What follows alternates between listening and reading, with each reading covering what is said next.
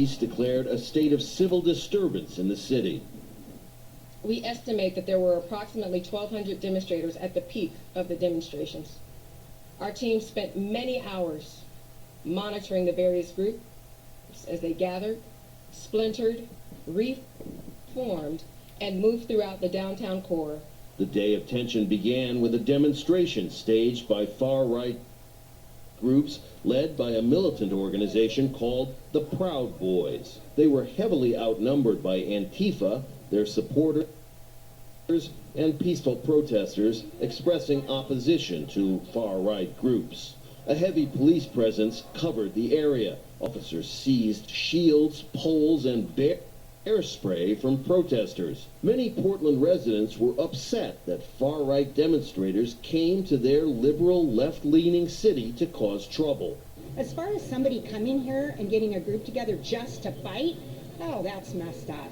A short time after the Proud Boys and their supporters arrived in the park, tensions rose. You can see that the groups of anti-fascist protesters have gathered here underneath this bridge. To the other side there, across that green lawn, the far-right and neo-fascist groups have gathered. They're being kept apart by the police, and the hope is that the police presence will keep these two sides from engaging in any violence. Police in riot gear ordered Antifa not to crowd into the streets, at one point pushing the group back. Then, abruptly, the far-right crowd beat a hasty retreat. The Proud Boys and their supporters withdrew across a bridge, which police closed off to prevent Antifa from pursuing. All fake news. What we need to do is continue to show that we are going to fight against these ideals of fascism and Nazis as much as it takes. President Donald Trump inserted himself in the affair, tweeting that Antifa might be named an organization of terror, but he had no criticism of neo-fascist or far-right groups. Proud Boys leader Joe Biggs was pleased by Trump's message. Go look at President Trump's Twitter. He talked about Portland, said he's watching Antifa. That's all we wanted. We wanted national attention on it. We got it. The violence and dueling demonstrations are further evidence of a country deeply divided, with a president who exploits those divisions in search of political gain. Yeah, whatever. Rob Reynolds, Al Jazeera. Yeah, he's definitely on your side. Don't twist it. So Antifa is a group that's for the common people.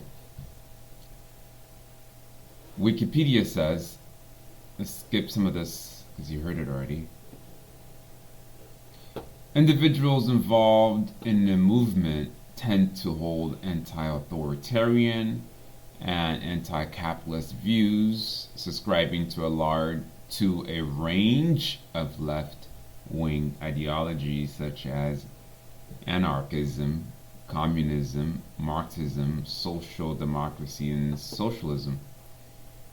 Both the name Antifa and the logo with two flags representing anarchism and communism are derived from the German Antifa movement. Antifa actions have received criticism and praise. Conspiracy theories about Antifa, which tend to inadequately portray Antifa as a single organization with leaders and secret sources of funding, have been spread by right-wing activists, media organizations, and politicians. So, again, Antifa is a fraud, just like Anon. I don't think I mentioned this.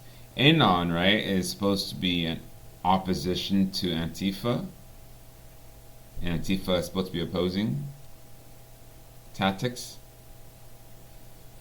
In any case, when in actuality, what's really happening is that Antifa and Anon are in the same freaking group. They're both controlled by higher up, the puppet master.